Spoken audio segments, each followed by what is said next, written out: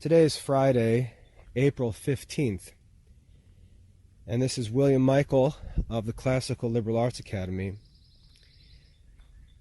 Today I'd like to take some time to share some thoughts on an important issue in the lives of many Catholic families, and it's what to do in terms of education when our children don't have circumstances that are ideal for Catholic education. I can give you a number of different situations that we've had to deal with in the Classical Liberal Arts Academy through the years. One, for example, was a woman who enrolled her children after their father had died, and she was a widow, trying to figure out how to live now that her husband had passed away and she had 3 daughters to take care of. Obviously, those circumstances are difficult to deal with, and we had to help her work through those circumstances. This week we received a contact from a grandmother dealing with a different set of circumstances, concerned about grandchildren that had been left to her care, desiring to give them a good Catholic education, but facing very difficult circumstances. We've dealt with women with husbands who were unbelievers wanting to give their children a good Catholic education.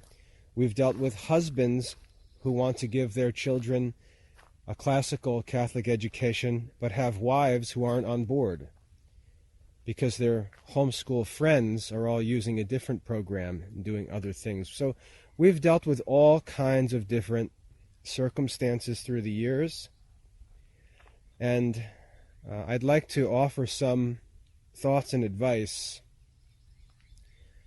for families in these conditions. And to get started, I'd like to just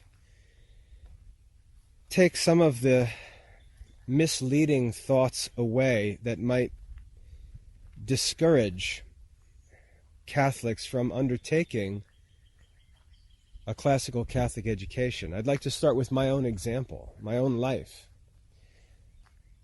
I was raised in an uneducated family.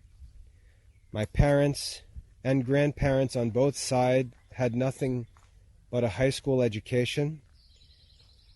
All of my relatives were working class, manual laboring people.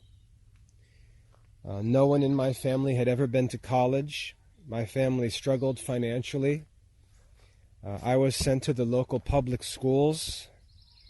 My parents had little to no involvement in my education. I wasn't raised in the Catholic faith. I wasn't catechized. I was largely left to myself.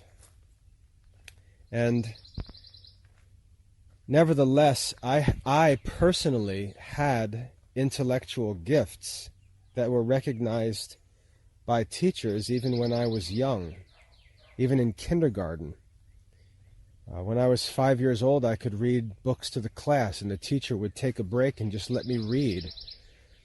I was gifted intellectually, but I was surrounded by circumstances that were not supportive of education. And when I was 18 years old, I had to go to college, figure out how college even works, and also pay for my own studies, and do all of this while I was becoming a Christian, figuring all of these things out on my own, with no support, no direction, no guidance, no assistance.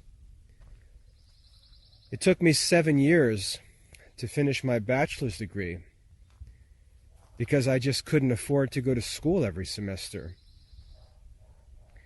And I had to overcome circumstances that were definitely not ideal, and I did so. But I had to accept the reality of those circumstances, and I had to overcome them with realistic expectations. And I think this is the key that I'd like to talk about, the need for realistic expectations. Because unrealistic expectations will cause us to be discouraged or frustrated or intimidated, overwhelmed at times, and we judge ourselves unreasonably. We put pressures on ourselves that don't actually exist. And these pressures, groundless fears, can cause us to make bad decisions that were not necessary, but were made under the influence of these irrational fears or pressures that we exert on ourselves. And I think that this is the greatest danger that Catholics have to face in education when circumstances are thought to be less than ideal. And I'd like to talk about expectations, because I really think that this is the key.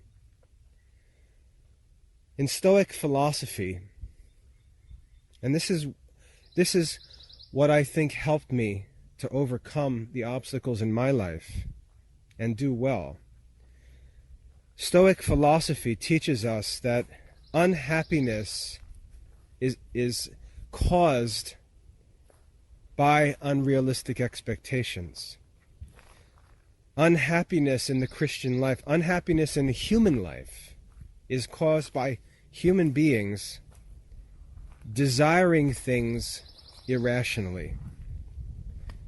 In Stoic philosophy, this frustration of soul is referred to as perturbation or vexation.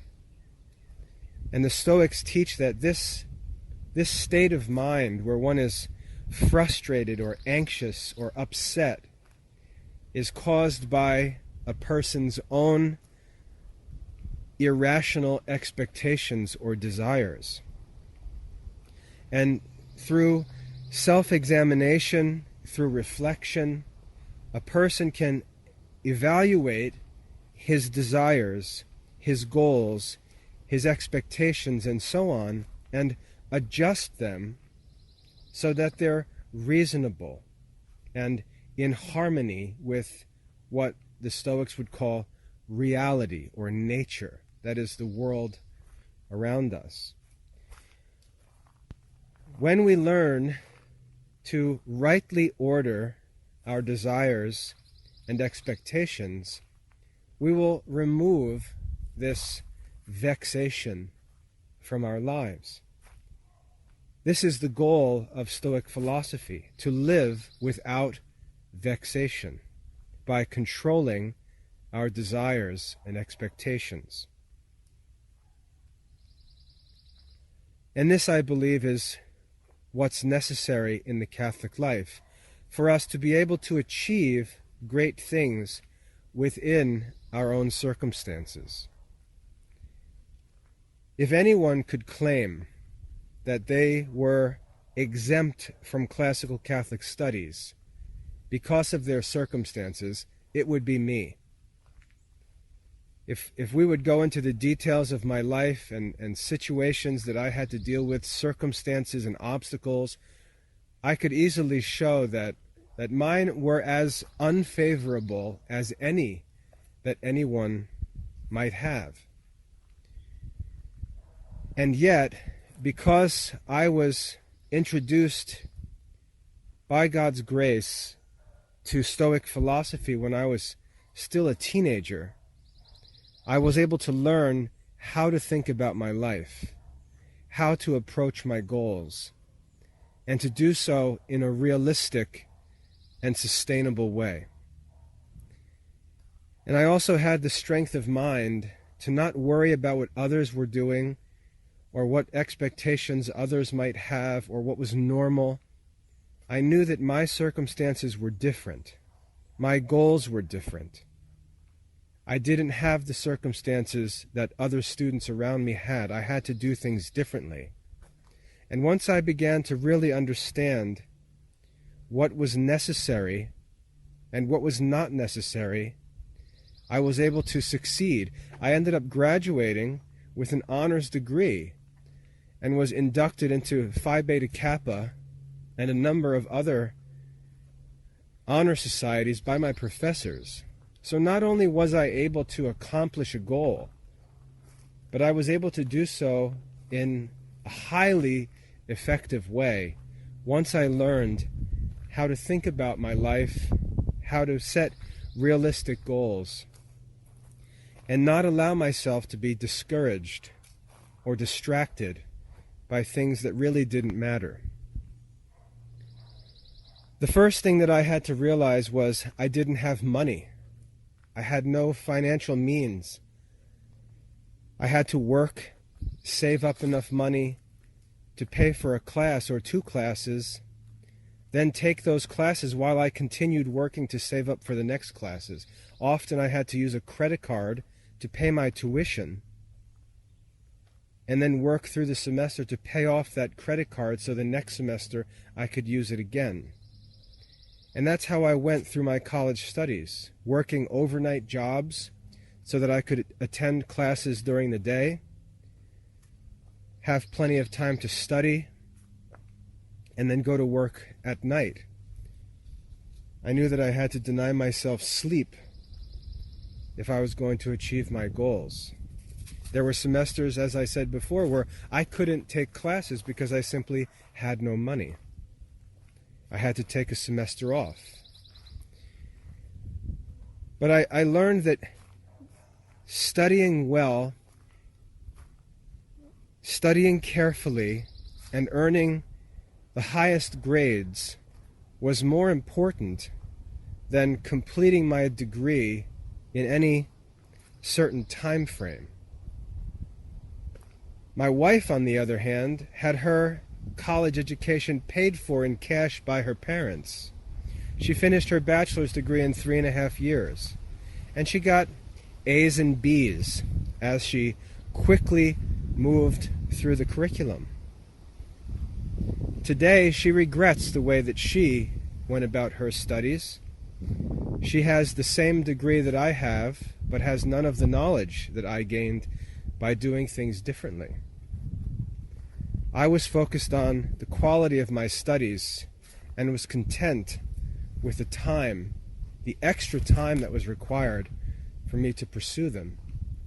My wife at that time chose to rush through her studies and get her degree as quickly as possible, and didn't learn the subjects listed on her transcript. So even though she had what would be perceived to be more favorable circumstances in college, they didn't necessarily turn out to any advantage for her. In fact, at that time in her life, they became a disadvantage, and she regrets how she handled her college studies today. My situation was not ideal, and yet I learned how to think about my circumstances. I learned to accept my circumstances, and I overcame them. I can remember one day I was on campus and I was reading The Life of Cicero by Plutarch. Again, I was probably 19 years old. I was reading Plutarch's Life of Cicero, and I encourage you to read it as well, because it emphasized that Cicero was a man who became famous in Rome and yet didn't come from one of the great Roman families. He was what the Romans called a self-made man. And I can still remember the day when I read that and realized that my circumstances gave me an opportunity to do things that were more meritorious, more praiseworthy than people with more favorable circumstances. I could be like Cicero. I could be a self-made man. I could overcome disadvantages and accomplish things that for me were more meritorious. And I can remember that day I read that that book like it was yesterday. I can remember it with crystal clarity. And I remember that being a turning point in my life, when I realized that the obstacles I faced were really not disadvantages, but they were opportunities or challenges for me to do more and to seek great virtue in my life by embracing those challenges, not using them as excuses, but overcoming them. And that's the mentality I went about my studies with. My professors knew my circumstances, and they admired the effort that I made, and they helped me. Once they realized what I was working to do, once they saw how hard I was willing to work, once they understood the challenges that I faced as I developed personal relationships with them, they did everything in their power to help me. And so I think the most important thing, and I'm sorry that I went on for so long about that, the most important thing is that anyone who faces some adverse circumstances has to understand that those circumstances have been brought about within the will of God. God is aware of those circumstances, and they can be looked at in one of two different ways. They can be looked at as insurpassable obstacles that provide us with excuses to settle for less. Or they can be seen as providential challenges and opportunities to do greater things and earn greater reward. We choose how we interpret the circumstances in our lives. We choose to use them as excuses to settle for less, or we choose to embrace them and accept them as challenges to do more. And each of us has to make that decision, how we will interpret the obstacles in our lives.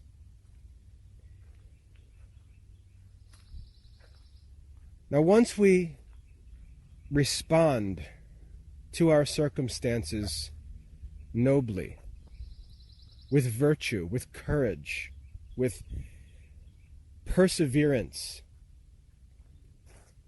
we have to learn to evaluate our goals in light of our unique circumstances. We have to have the moral and mental toughness to take our own path. We can't walk down the easy path everyone else walks down. We can't follow the policies and procedures listed in the books and on the websites. We can't do things the normal and usually easy way. We have to state our goals, really understand what our goals are, and then in light of our unique circumstances, we have to plot a course of action that allows us to achieve our goals within our circumstances. And this takes guts. This takes real mental toughness. I think I learned this mental toughness by my background in sports, because in athletics, the whole point of competitive sports is to find ways to overcome your disadvantages as well as the advantages of your opponent.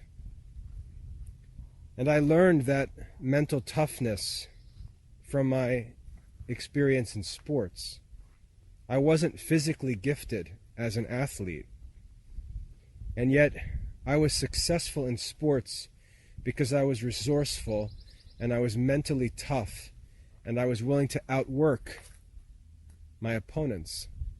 And I knew as I got into this academic work that I had to take that same mentality into my real life, not my artificial life of sports and games, but the real life, the real contest of life, which was the pursuit of wisdom and virtue. I had to have the same mentality. I had to overcome opposition. I had to overcome obstacles. I had to play through injuries, and so on. And I went into my studies with that mentality. So, the first thing that anyone needs to do who seeks a real classical Catholic education in adverse circumstances is you have to choose to embrace those circumstances and see them as a unique challenge in God's providence. They're not disqualifying, they're not excuses, they're not impossible to overcome, and you'll find that many Christians in history have overcome greater obstacles to receive this education. I can think of John Bosco as a perfect example, a poor farm boy living in Italy in the 1800s.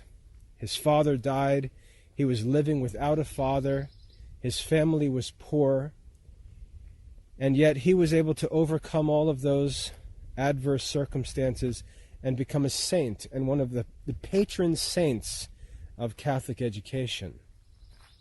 He's an example to us. And there are many more. There are many examples of saints who faced adverse circumstances and overcame them over time. St. Ignatius of Loyola is another of my favorites. He had a conversion experience late in life, and as an adult developed an interest in religious vocation, in serving in the priesthood, and had to go back to grammar school with children when I think he was 40 years old. I think he was that old. And he had to sit in a grammar school classroom with children to study the classical languages. But he was willing to embrace his unique circumstances, not see them as disqualifications or excuses, but rather to see them as challenges that tested the sincerity of his desires and whether he'd be willing to pay the price to overcome those obstacles and achieve his goals. We have examples like this all through the history of the Church. And not only among saints and in the Church, but also outside the Church, in the history of pagans, of pagan philosophers like Aristotle and Plato and Socrates. These men all had to overcome obstacles. And there are many great stories you can read about in Plutarch's Lives and other sources. So we have to accept the circumstances, not fuss, not complain, not feel sorry for ourselves, not make excuses, not settle for less, not disqualify ourselves, but embrace them and overcome them. Second, we need to set clear goals. We need to make our goals clear. And we need to have goals that we think are really valuable, that we're willing to sacrifice and work for. We have to make sure our goals are the right goals. We have to seek wisdom in our studies. We have to seek to become good people through our studies.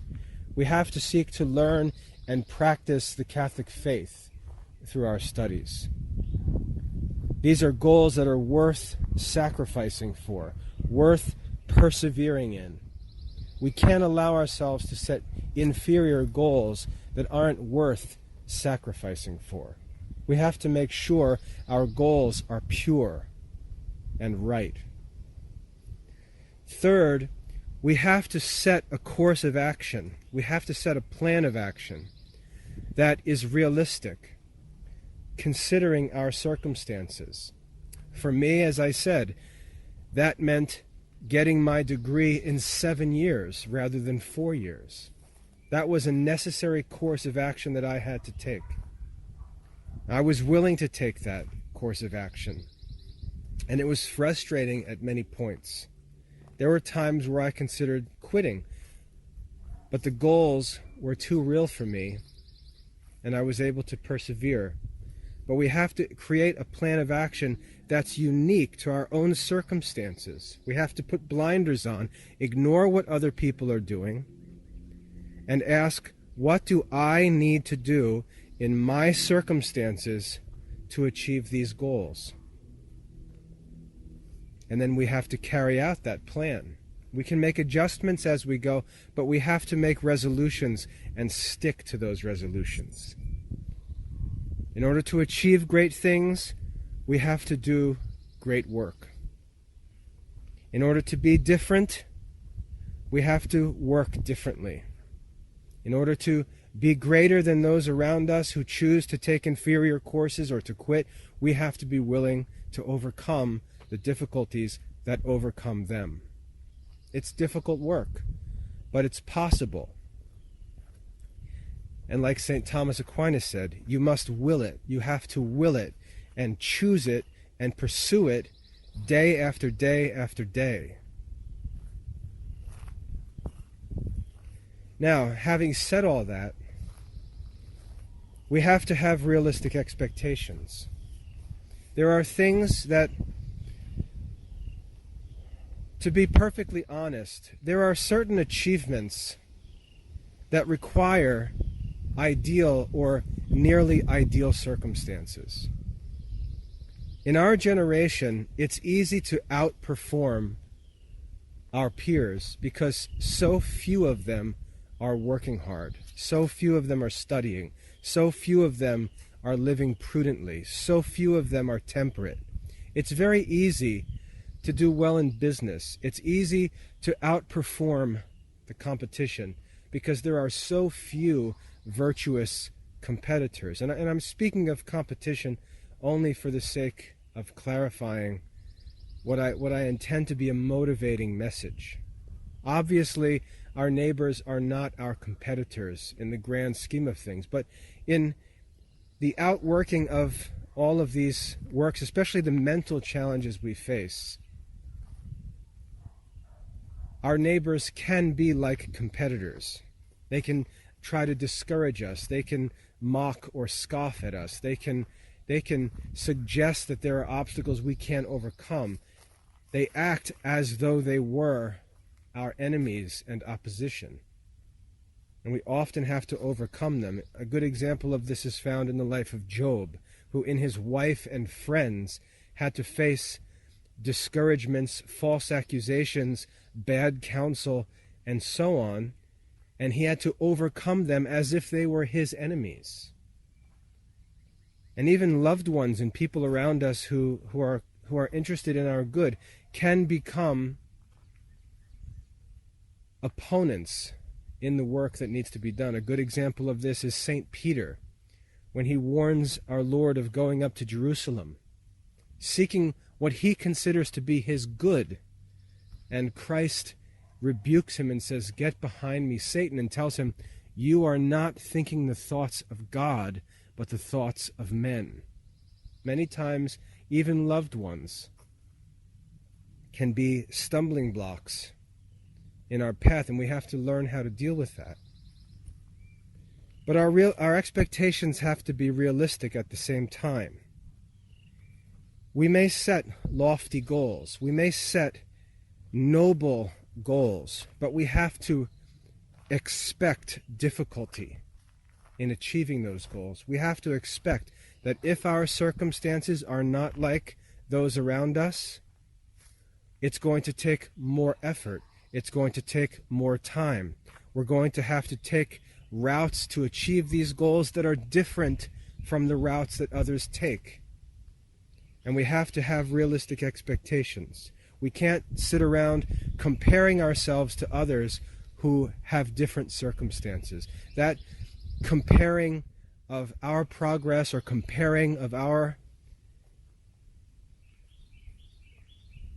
path to our goals with others is a vice that we have to fight against and avoid at all costs. We can't compare ourselves to others in the pursuit of our goals.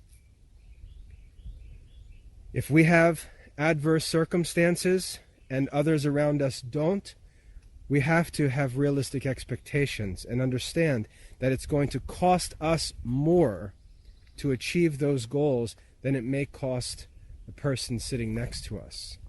And we have to be content with that. We have to accept that. Some kids, when they get their driver's license, wealthy parents buy them cars. Driving isn't difficult for those kids. For other kids, they may have to work for 2 or 3 years to save enough money to buy a used car. Driving for them is difficult. Driving for them is costly. It requires sacrifice. Our circumstances allow us to achieve the same goals, but we can't achieve them in the same way or at the same personal cost. And we have to be willing to accept greater costs for the same goals. The expectations have to be realistic. So let's talk practically. If you're a single parent seeking to homeschool your children, you're not going to have the advantages that my wife and I have, or I should say that my children have, in having 2 Catholic classicists for parents who work full-time in education. You're not going to have the advantages that we have. It's going to be more difficult for you. Progress is going to be slower for you. It's likely that there are going to be more distracting influences in your children's lives than there are in my children's lives, even though I think that may be overestimated. There are going to be obstacles. It's going to be more difficult. The pace at which you move along is going to be slower than the pace that I might move along. It's going to take more time helping your children to understand the value of these studies than it would for my children to see the value of these studies when they have a father who earns his full-time living through these studies and sees priests and religious contacting me, and they see the respect that these studies receive in the church and outside the church as well. It's much easier for me to persuade my children of the value of classical Catholic studies than it will be for some parent leading them through these studies without those experiences before the children. It's going to be slower, but who cares? It doesn't matter that it's slower. It's going to be more difficult, but that doesn't matter. My children have different temptations, different distractions. We have advantages in some ways and disadvantages in other ways. Like I said, there are some achievements that require perfect or near perfect circumstances. And there are children being raised today who enjoy perfect or near perfect circumstances in some families. I know because I've taught some of them. I taught children in one family where their parents paid for me to teach them privately. Their parents were devout, excellent Catholic parents. And not only that, but their grandparents were devout Catholic grandparents. The children were immersed in a family that had every advantage: wealth, physical beauty, health, multiple generations of faithful Catholics, all of these benefits present for these children. And in the midst of all of those advantages and all of those benefits, they had opportunities to progress in ways that children in adverse circumstances cannot progress. Their oldest son is currently in seminary. And if anyone would look at him, they'd say, "My, what an amazing handsome, smart, perfect Catholic young man this is. But that young man grew up in ideal circumstances. And to sit and look at our children growing up in inferior circumstances, and to sit around vexed and frustrated and upset that our kids don't look and act exactly like other kids do, ignores the reality of their circumstances. And these things are real, and we have to have realistic expectations. We have to decide what we're going to have, what's really essential and what's not really essential. Or if we're forced to choose between two things, are we choosing the right thing? Or are we often concerned about things that are non-essentials and choosing them instead of things that are essentials? We have to understand that some achievements, some young Catholic adults that we see have had the opportunity to grow up in ideal circumstances, and we can't compare our children with them, or we're just going to vex ourselves to pretend that something's wrong with us rather than the reality that our children simply face more difficult circumstances. And this can extend from simple things like just not having enough support to having positive evil influence around them.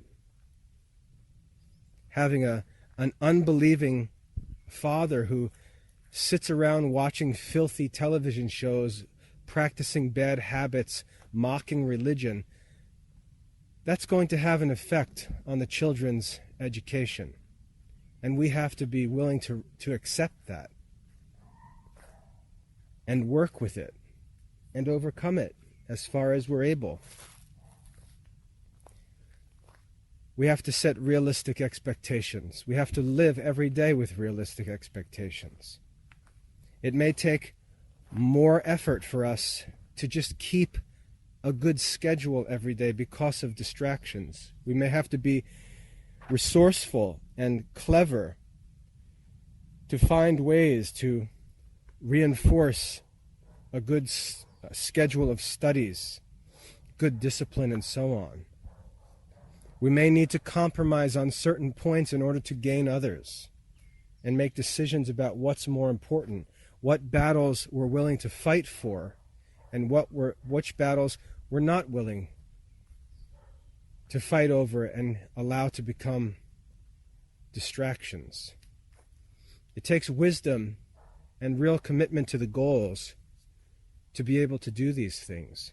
And it's going to take years and years and years to achieve these goals. We can't evaluate our progress and constantly be judging ourselves after a few days or a few weeks or even a few years. If we consider the loftiness and the nobility of the goals that we're setting, we have to respect the time and effort that it will take to achieve those goals. When parents quit and give up, they don't value the goals that they originally set. They judge them irrationally and unfairly. They judge the children unfairly. They exaggerate faults in the children as if the children are choosing evil things in ideal circumstances, like the children are choosing to eat the tree of knowledge in the Garden of Eden when they're not living in the Garden of Eden. We have to judge our children justly. We have to judge our progress justly. We have to judge our efforts justly, or else we're just going to be swallowed up by unrealistic expectations and unjust self-judgment, which becomes an even greater obstacle. It may take more time. We may not get everything done by age 18 that we'd like to get done. It may take another 2 years. Our children may not be able to go to college until they're 20. Nobody cares. It doesn't matter. When other families are talking about kids going off to college, we have to have the mental toughness to say, we're not ready for that yet. We still have more work to do. We're a couple years behind. We're going to keep working. Maybe a child can start taking some part-time classes at community college while we continue to finish our goals for his homeschool education. Nobody cares if a student starts late. Nobody cares if a student starts part-time or starts with community college class. Nobody cares. Nobody cares. It doesn't matter what others are doing. Their circumstances are different. We have goals, and we have to work in unique ways to achieve common goals in unique circumstances. It doesn't matter what others are doing. It doesn't matter. Nobody cares at what age someone goes to college. Nobody cares at what age someone finishes college. Nobody cares. St. Ignatius of Loyola started his studies when he was 40 years old. Nobody cares. Nobody cares. These comparisons are not important, and we cannot let them stress us out or cause us to abandon our goals because our path is different from the path of the kids down the street. It doesn't matter what anyone else is doing. We have to have the mental toughness to stay on course and continue pursuing our goals. No matter what those obstacles are. Unbelieving spouse, we have to overcome it. Working as a widow, to overcome all of the obstacles caused by a lost spouse, we have to trust that there will be help. I know that we're willing to help. We have to understand that it presents new challenges. The time frame may have to change. The path may have to be rerouted. None of that matters. None of that matters. Nobody cares that the path has to be rerouted or that the time frame has to change. Nobody cares. It's no problem. We can overcome these things. Well, I don't have an education. It doesn't matter. It doesn't matter.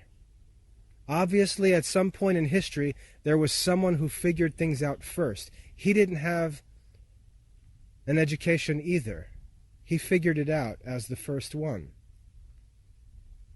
The fact that you don't have the education that you want your children to have doesn't matter. It simply means that you need to find ways to overcome that obstacle. You need to ask for help. You need to be humble and see that that disadvantage needs a solution, and you need to be willing to seek out that solution.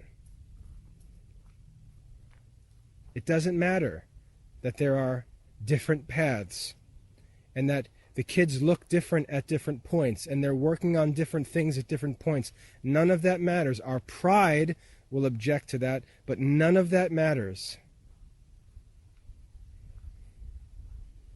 We have to stay focused on our goals and accept that our path to those goals is different from those of others.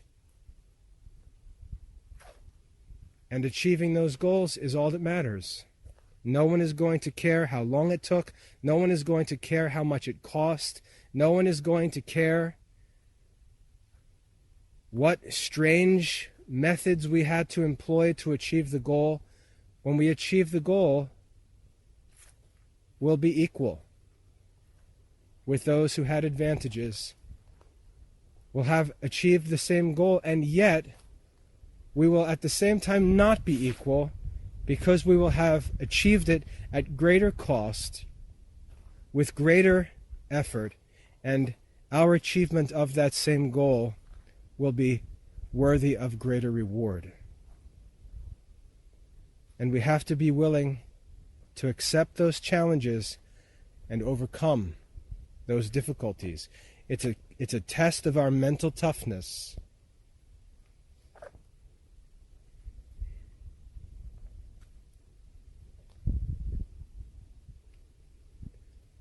Now, one of the recurring themes that comes up in this discussion is you have to seek help. You have to seek help. And this is one of the hardest things in life. It's hard for us to admit that we need help. It's hard. That's one of the reasons why confession is so difficult. It's hard to go to confession and to confess our failures, to confess our weaknesses, to make them known and talk about them. It's difficult. It's humiliating. And yet, it's the way. It's the way. That willingness to humble ourselves and say, I would like to achieve this goal, but I need help, is one of the most important steps parents need to take for their children. They need to be willing to say, we need help. We need help. Here's our situation. Here's the problem we have. We need help because we want to achieve these goals, but we can't do it by ourselves, and we need help. We need the help of fellow Christians. We need the help of Christian teachers. We need financial help. We need help planning. We need help setting goals and understanding what the expectations should be. We need support and encouragement as we go along this path and face these obstacles. We need help.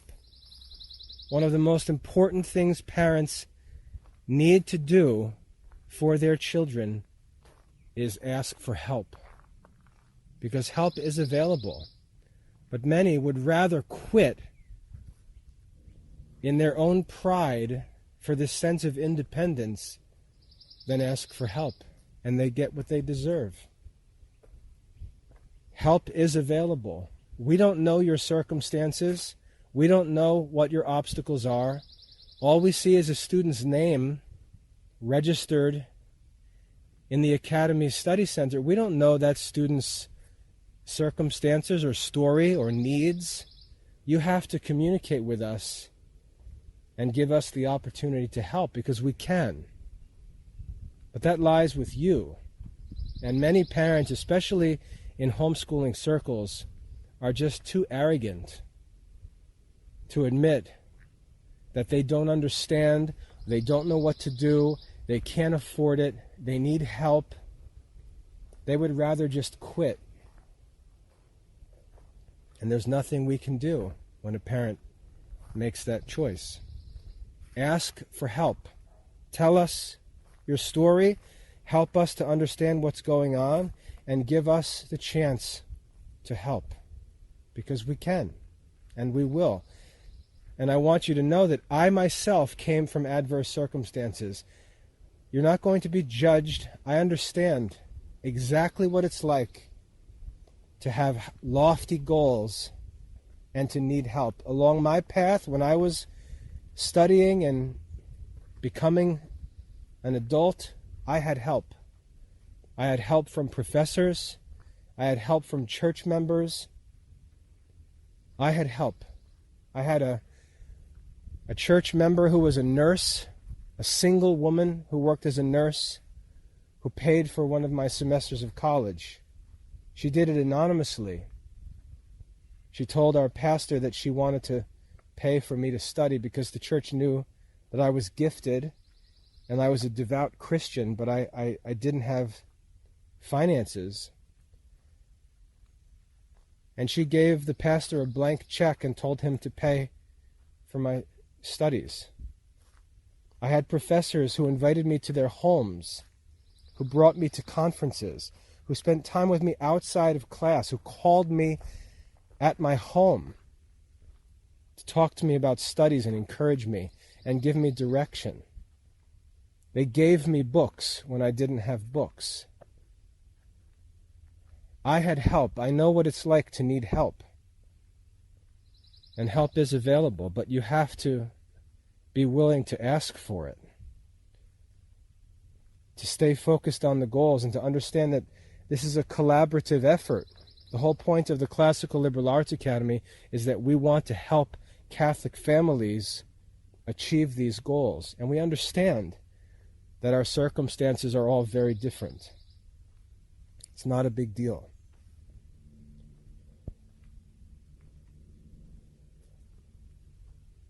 The last thing that I want to say about this, which is related to what I said previously, is that you have to learn as a Christian to not judge yourself. One of the great things about sports, whether it's marathon running or competitive team sports, is that there's a scoreboard, there's a finish line, there's a timer. And as the game's going on, it doesn't matter who's winning at any point. All that matters is who wins in the end. A team can be losing throughout an entire game, make a comeback in the last minute, and win. And nobody cares that at every different point of the game they were losing. It's irrelevant. All that matters is the final result. In a marathon, many different people run the 26 miles of the marathon. Some people are Olympic-level athletes, and they run that marathon and finish in incredible times. Others jog half, walk half. Others walk 3/4 and jog 1/4. But the goal that they set is to finish the marathon. And at the end, no matter how a person was able to run the marathon, that wasn't necessarily the goal, to run it in a certain time, or to complete it in a certain way, or to complete it like the winner completes it. The goal of participating in a marathon is simply to finish the marathon. And every person who crosses the finish line, regardless of their time, is satisfied because they've achieved their goal. It doesn't matter how. They wanted to cross the finish line, and they did so. Whether it was sprinting like an Olympic runner, jogging like a weekend jogger, or half walking and half jogging, they finished the marathon, and they're celebrated and cheered as they do so. And this is the mentality we have to have. As we're going along the way, things are going to look ugly. Things are going to be chaotic.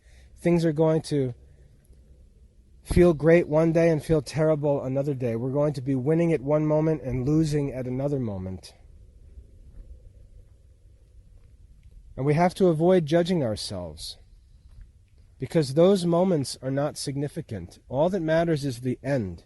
All that matters is the final score, the finish line. That's all that matters.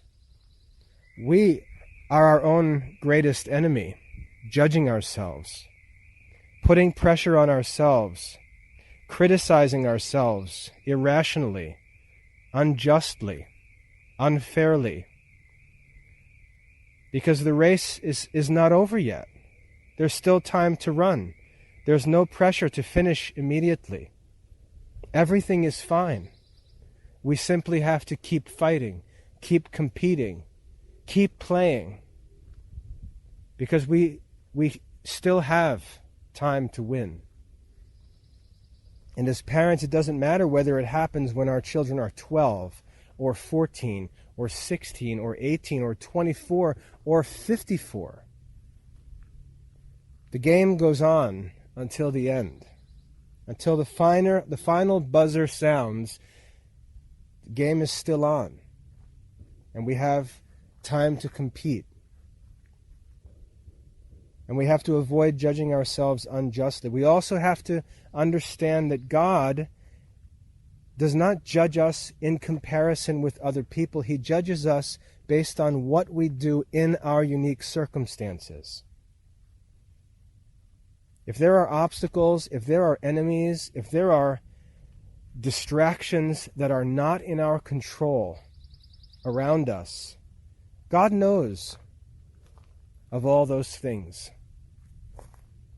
And God's going to judge us justly. He's going to judge us relative to our circumstances. He's going to judge us not for what we achieve in any absolute sense. That would be unjust. God's going to judge us according to what we achieve given our circumstances. He's going to judge us relative to what other influences are at work in our lives.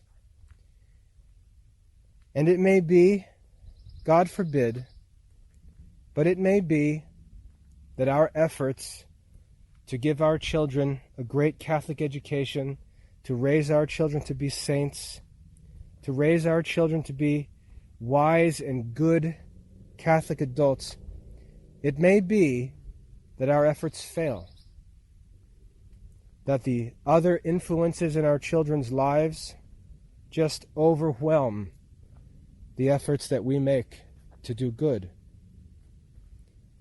The only thing that will matter, the only thing that will comfort us is knowing in our own conscience that we did everything that we could. And that is the only reasonable effort that we can make. We have to know that we did everything that we could. We have to know that we made use of every minute, of every ounce of strength, of every day, and that we persevered, and that we fought and continue to fight as long as we can. We have to know that in our own conscience. Because if we quit, and if we don't fight, if we don't work, not only may we end up failing to realize our goals, that's tolerable. What's not tolerable is failing to reach our goals and knowing that we didn't give it everything we had, that we didn't ask for help, that we didn't persevere to the end. Those thoughts will torment us for the rest of our lives. Our children have free will. They're going to make their own decisions, and we can't control them like robots, though many parents try to. At some point, our children are going to have to choose to stand up on their own legs, and with their own will, their own mind, their own mouth, their own actions, they're going to have to choose to be Catholics in a world full of obstacles. And the only thing that can make them do so, the only thing that can enable them to do that, is God's grace. Our duty as parents is not to make saints. We can't do that. That's not within our power. Our duty is simply to exhaust every opportunity and resource we have to do so. That's what's in our power. That's what we're going to be judged for. Not whether we bring about the result, but whether or not we did our job. That's it. And the opportunity to do that job goes on until we're dead. We have to choose to set the goals where they should be set, not to accept low goals because we have obstacles or because that's what other people are doing. We have to set the true goals. And we have to work for them as if we want them. Not make excuses, not quit, not blame circumstances. We have to work and pray. We have to ask for help. We have to persevere. And if we don't, we have no excuse. It may be that we don't achieve our goals, but we have to know that we did everything we could. We made the best decisions we could at every point. We did everything we could while we had the opportunity. And God understands all the details of our circumstances. And we need to rest in the knowledge and the certainty that God will judge us justly.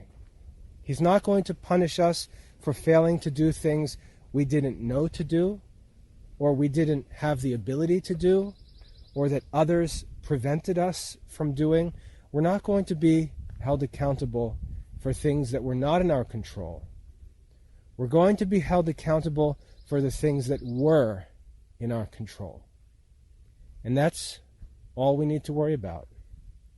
So regardless of what our circumstances are, regardless of what obstacles we face, we need to set ourselves on the true goals and understand that the goals can be the same for everyone, but the path to the achievement of those goals is different for everyone.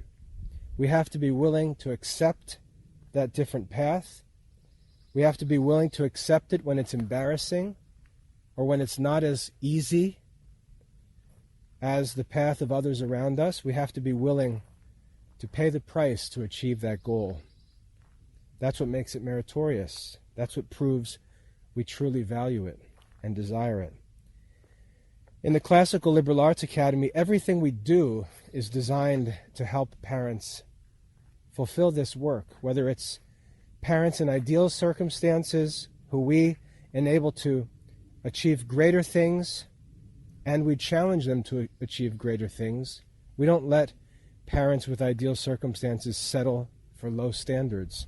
We challenge them to do more. And for parents who face disadvantages and adverse circumstances, we offer them help to achieve the same goals, but in their own way. All of our courses are self-paced for this reason. Every student can enjoy the same education at his own pace. Our program is flexible. Families that have great resources and can afford tutoring and have great internet resources and computers and can enjoy all the benefits of those things, and they should. It's their duty. To whom much is given, much is expected. They should do more. And to those who don't have those resources and don't have those advantages, we can work to make everything available in different ways. And so everything we do in the Classical Liberal Arts Academy, and what I think really differentiates and separates us from other schools and programs, is that we allow for this diversity of circumstances. We allow Catholic students to pursue the same goals in their own situations. And like I said, we invite everyone to pursue these lofty goals, and we ask everyone to understand that if they humble themselves, share with us the details of their circumstances, and ask for help, we're not going to judge them or mock them because we know what it's like. We're going to use every resource we have to help them. And the more that they're willing to work and persevere and overcome those obstacles over time, the more we're going to be able to help them. And we will, and we'll prove that. I hope that's helpful. I can't address specific circumstances in a talk like this because they're specific and they're infinite in diversity and number. And so if you'd like to talk about your specific circumstances, what I ask is that you take some time and send us an email Describe your situation. What are your obstacles? Realistically, what keeps you from being able to achieve your goals, or the goals of classical Catholic education, I should say? What's in the way? What help do you need? Help us to understand and give us the opportunity to help you, because we will.